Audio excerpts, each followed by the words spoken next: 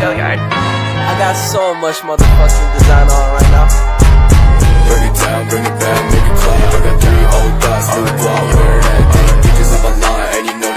Objek studi semantik adalah makna, atau dengan lebih tepat makna yang terdapat dalam satuan-satuan ujaran seperti kata, frase, klausa, dan kalimat. Persoalan makna memang sangat sulit dan rumit. Walaupun makna ini adalah persoalan bahasa, tetapi keterkaitannya dengan segala segi kehidupan manusia sangat erat. Yang pertama, pengertian makna. Agar dapat memahami makna atau arti, kita perlu melihat kembali pada teori yang dikemukakan oleh Ferdinand de Saussure. Setiap tanda linguistik terdiri dari 2 unsur, yaitu yang pertama yang diartikan, yang kedua yang mengartikan. Tidak lain dari konsep atau makna dari suatu tanda bunyi, sedangkan mengartikan itu adalah tidak lain dari bunyi-bunyi itu yang terbentuk dari fonem-fonem bahasa yang bersangkutan. Dengan kata lain, setiap tanda linguistik terdiri dari unsur-unsur bunyi dan unsur makna. Kedua unsur ini adalah unsur dari bahasa intralingual yang biasanya merujuk atau mencakup kepada suatu relevan yang merupakan unsur luar biasa. Yang kedua, informasi. Di atas sudah disebutkan bahwa makna adalah unsur dari sebuah kata, atau lebih tepat sebagai gejala dalam ujaran.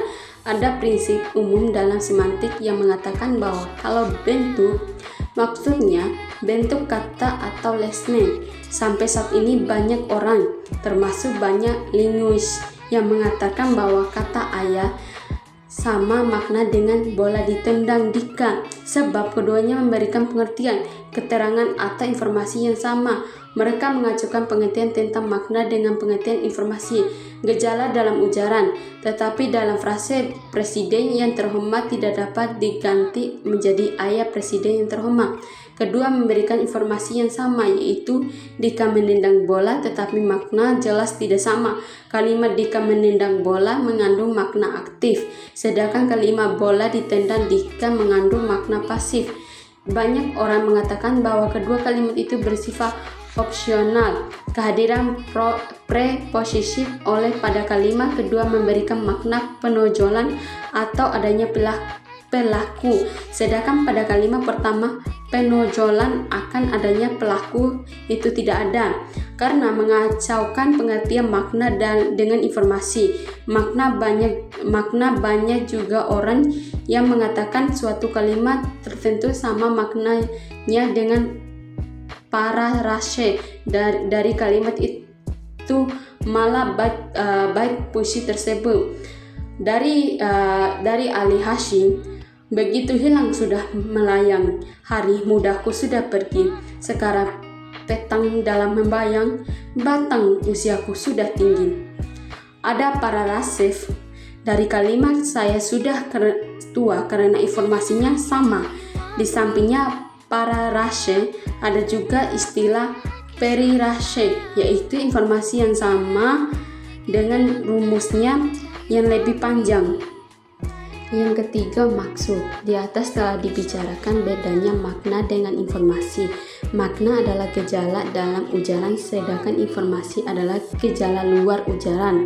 Selain informasi sebagai sesuatu yang luar ujaran adalah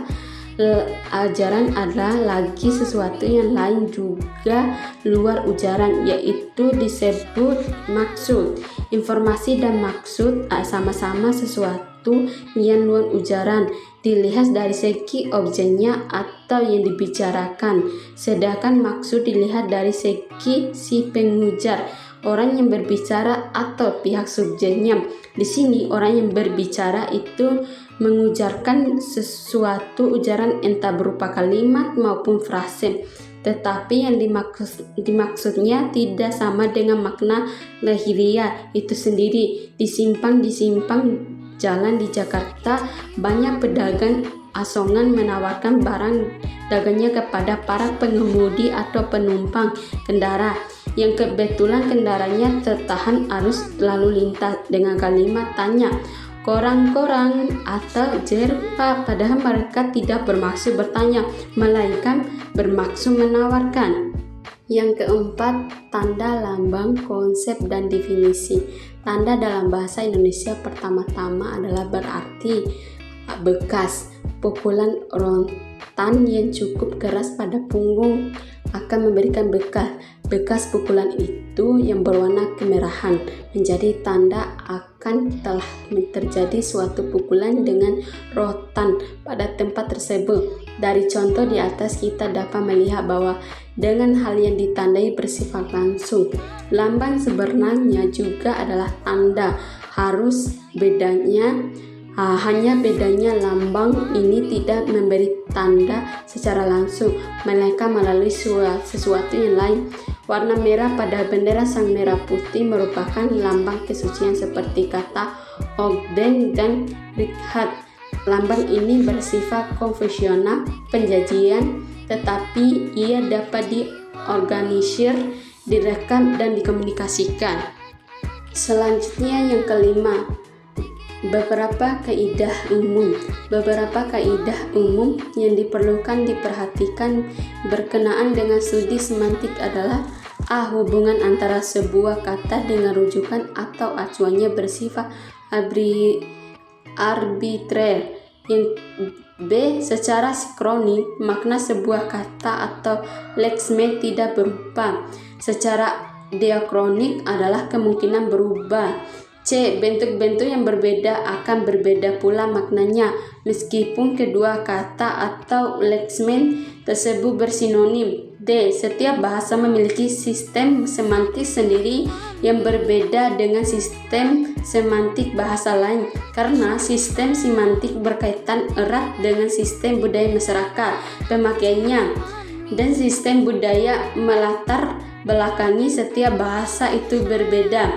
E. Makna setiap kata atau lekseme dalam suatu bahasa sangat dipengaruhi oleh pandangan hidup dan sikap anggota masyarakat yang bersangkutan.